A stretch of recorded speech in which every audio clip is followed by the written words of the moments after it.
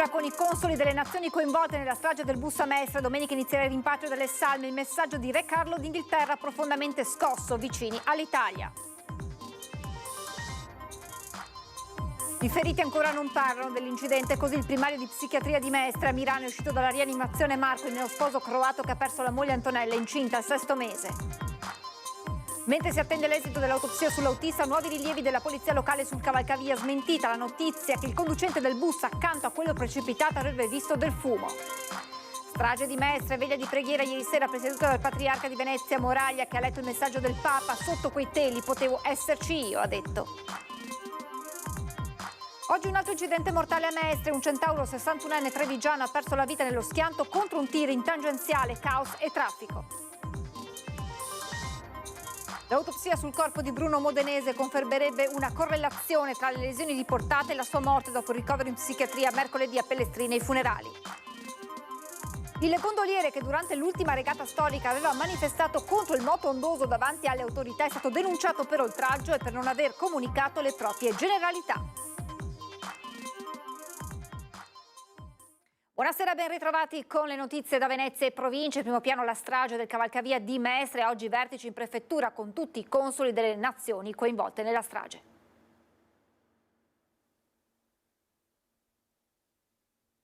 Entro domani sera tutte le salme della strage che si è consumata ai piedi della rampa Giorgio Rizzardi saranno ricomposte nell'obitorio dell'ospedale di Mestre. I corpi di 20 persone arrivate a Venezia per trascorrere una vacanza che si è conclusa con una delle peggiori tragedie degli ultimi decenni inizieranno presto il rimpatrio. Le procedure sono state concordate durante un vertice in prefettura al quale hanno partecipato anche i consoli delle nazioni cui appartengono le vittime. C'è la disponibilità del Comune di Venezia a sopportare le spese di alloggio delle famiglie, ma anche per il rimpatrio delle salme.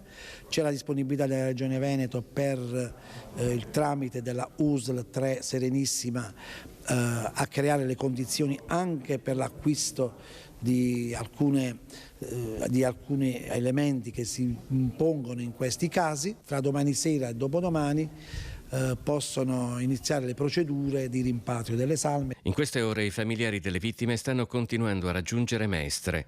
Dove è possibile avranno l'occasione di vedere per l'ultima volta i propri cari. Mancano ancora i familiari di una nazione che arriveranno tra stasera e domani perché sono all'estero, e quindi questo è anche il motivo per cui abbiamo creato ulteriori condizioni perché anche questi familiari possano vedere i propri cari. Oltre che la prefettura, Ca' Cornero ospita anche il Consiglio della città metropolitana di Venezia, l'ex provincia, che si è riunito nelle stesse ore del vertice coi consoli, aprendo la seduta con un minuto di silenzio.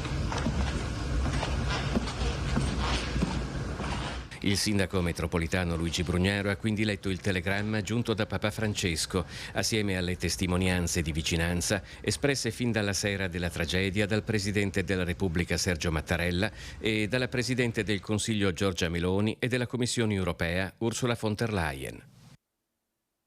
Anche Re Carlo III d'Inghilterra ha indirizzato nelle scorse ore al Presidente della Repubblica Sergio Mattarella un sentito messaggio di cordoglio condiviso con la regina Camilla per la tragedia del bus. Mia moglie ed io siamo rimasti profondamente scossi e rattristati nell'apprendere la notizia del terribile incidente dell'autobus avvenuto a Mestre. Vogliamo esprimere le nostre più profonde condoglianze alle famiglie di tutti quelli che hanno perso tragicamente la vita e solidarietà alle persone rimaste ferite.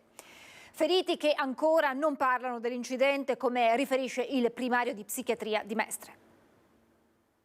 Dell'incidente i sopravvissuti della strage del bus ancora non ne hanno parlato, così il responsabile della psichiatria di Mestre riferendo ai giornalisti dei colloqui avuti fino ad oggi con i ricoverati. Al momento non abbiamo affrontato l'elemento traumatico con nessuno di loro e anche loro devo dire che in questo momento sono concentrati proprio sui loro congiunti, sullo stato di salute, perché come sapete molti di loro hanno perso figli, genitori, amici durante l'incidente, per cui loro in questo momento stanno proprio chiedendo questo aspetto qui e noi attendiamo anche prima di toccare questo tasto che è particolarmente delicato. Condizioni pressoché invariate delle 15 persone ferite ricoverate presso gli ospedali del Veneto, delle quali 9 si trovano in terapia intensiva, 5 nei reparti di chirurgia e 1 in pediatria, come comunicato dalla Regione Veneto. A Treviso sono ricoverati 5 pazienti, di cui 3 tedeschi, cioè i 2 fratellini, Oliver 13 anni ed Emilia 4 anni, con il papà di 33 anni, sempre grave. Critiche a Padova le condizioni di una donna e una bambina ucraine e una donna spagnola. Per quanto riguarda Marko Bakovic, il neosposo croato che nello schianto ha perso la moglie, Antonella Perkovic, con il bimbo di 6 mesi che portava in grembo, è sempre ricoverato a Milano, dove però migliorano le sue condizioni di salute. Era in rianimazione a Milano, che è uscito ieri ed è in chirurgia generale e sta andando molto bene, per cui diciamo tutti i suoi problemi legati al trauma stanno evolvendo positivamente. Degli altri superstiti in cura all'ospedale dell'Angelo, 2 si trovano nei reparti di degenza e sono in fase di miglioramento, ma è presto parlare di dimissioni. Non abbiamo previsioni, sapete che comunque quando un paziente è ricoverato possono succedere tante cose, per cui a meno che non ci sia una dimissione imminente è difficile pronunciarsi, quindi ci vorranno alcuni giorni.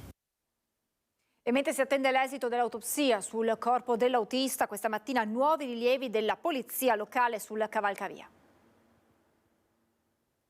È vero che ha visto questo sbuffo di fumo nero? No, assolutamente no, non c'era, e è una trascrizione sbagliata dell'intervista che gli ha rubato al telefono, e dove lui tra l'altro si sente, io che lo conosco, sento ben chiara la sua voce scossa mentre parla di questa cosa, era molto agitato e gli è venuto fuori un po' in dialetto non ho visto fumo invece di non ho visto fumo.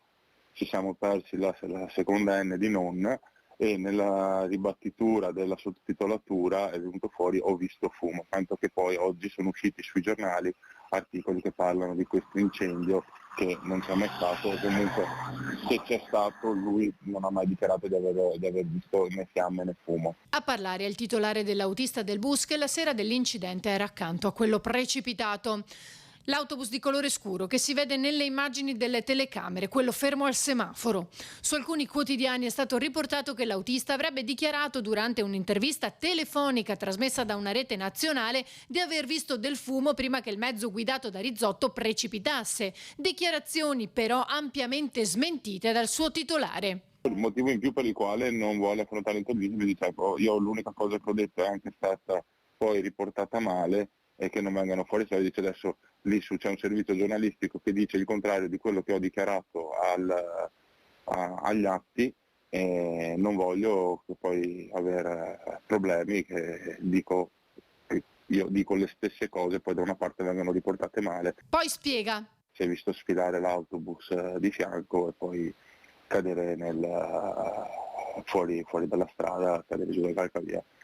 Ha avvertito le autorità, poi da lì ha dovuto spostarsi perché aveva anche dei passeggeri a bordo, per cui non era il caso che rimanesse lì fermo in quel momento. Intanto stamane gli agenti della polizia locale di Venezia stavano effettuando nuovi rilievi lungo il cavalcavia, dopo quelli eseguiti ieri pomeriggio alla presenza del comandante Agostini, in cui è emerso che sono 27 i punti in cui il guardrail è stato toccato dalla carrozzeria del bus. A terra si leggono i numeri segnati con la vernice.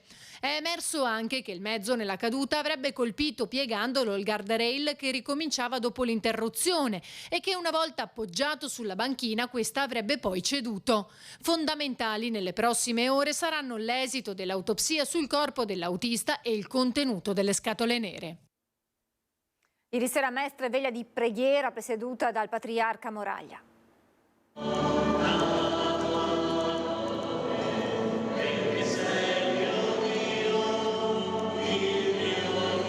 Dobbiamo affidare tutta la comunità al Signore perché è una comunità provata.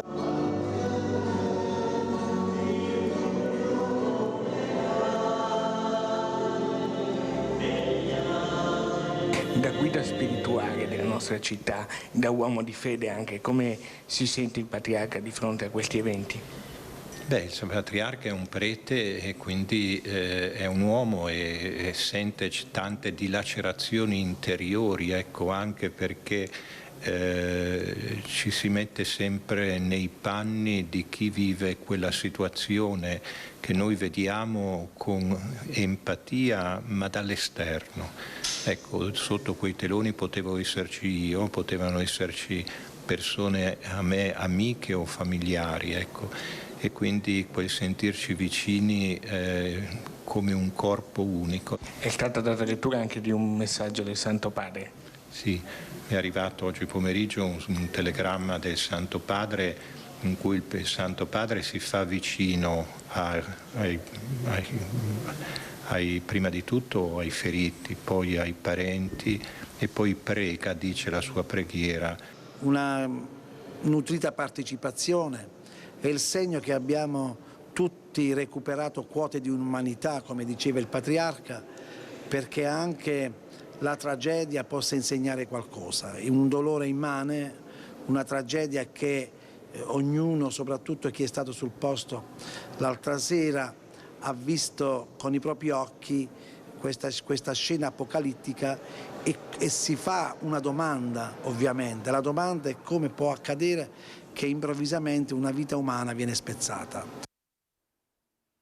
E un'altra tragedia questa mattina a Mestre, fa perdere la vita un motociclista trevigiano di 62 anni.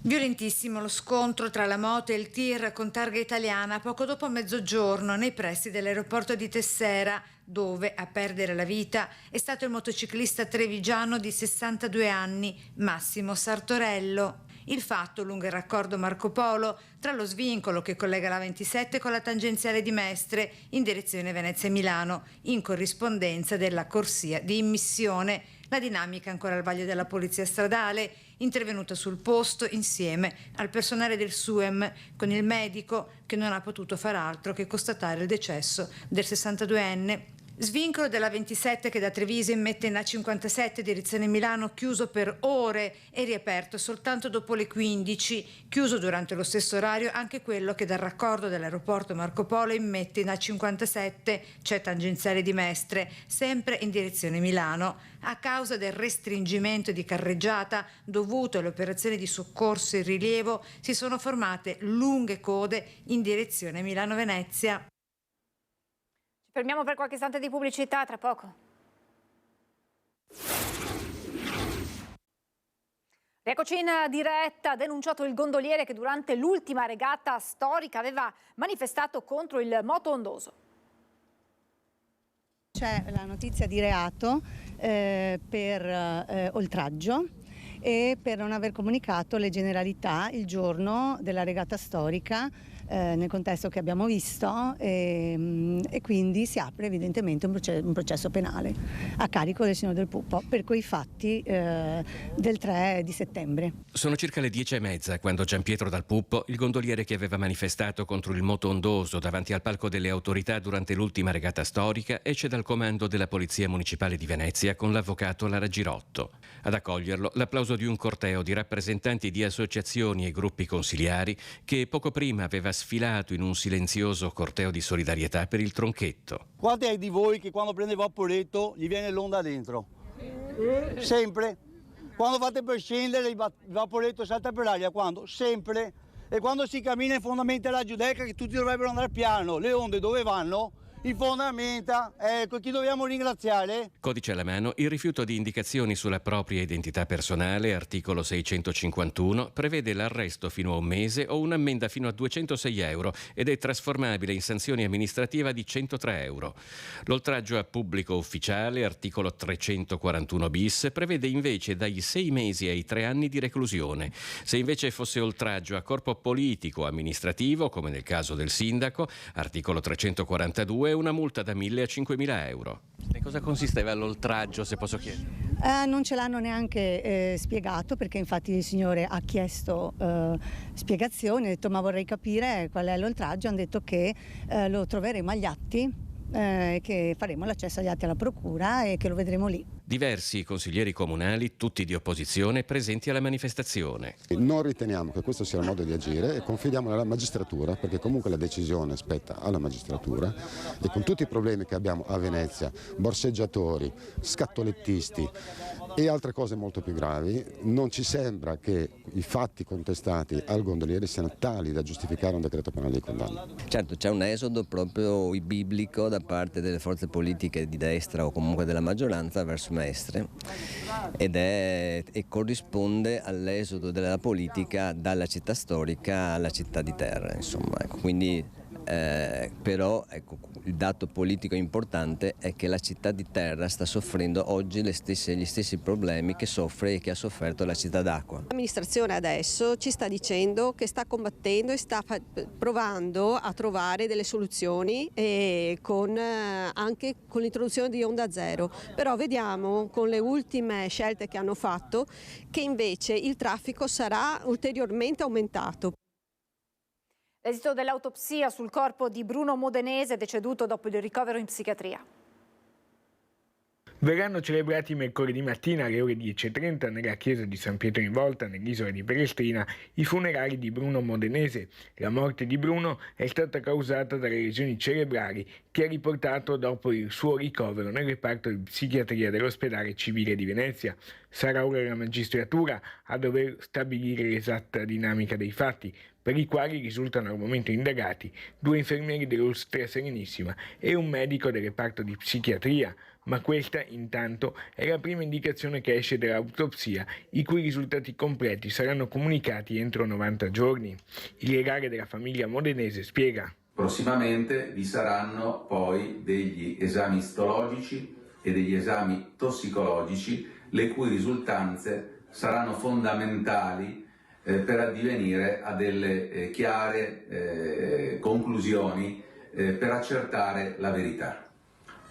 I parenti di Bruno vogliono solamente la verità e si fidano molto del lavoro che sta svolgendo la magistratura veneziana. È stato donato alla famiglia dagli amici di Bruno in una toccante cerimonia un albero che è stato piantato nel suo giardino in ricordo del loro amato congiunto.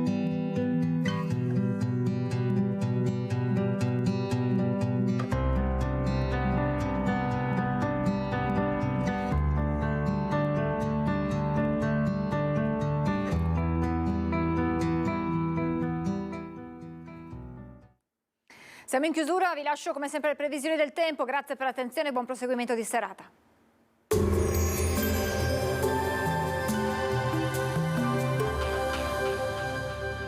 Goditi il caldo delle migliori marche di stufe e caminetti. Tu scegli, noi pensiamo a tutto il resto. Meneghel, a Roncade, Treviso. Bentrovati al meteo. Dominio incontrastato dell'anticiclone anche in questo weekend, dunque bel tempo.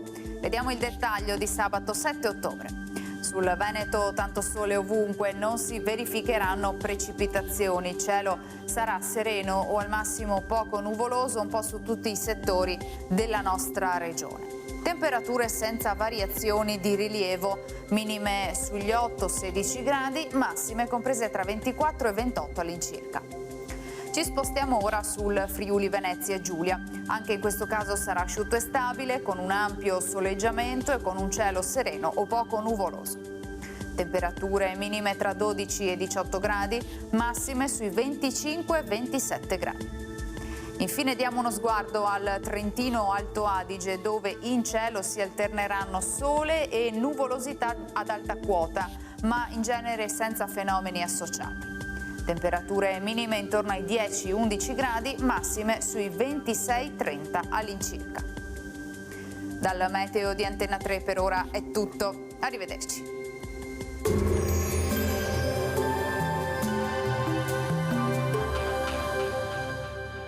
Goditi il caldo delle migliori marche di stufe e caminetti. Tu scegli, noi pensiamo a tutto il resto.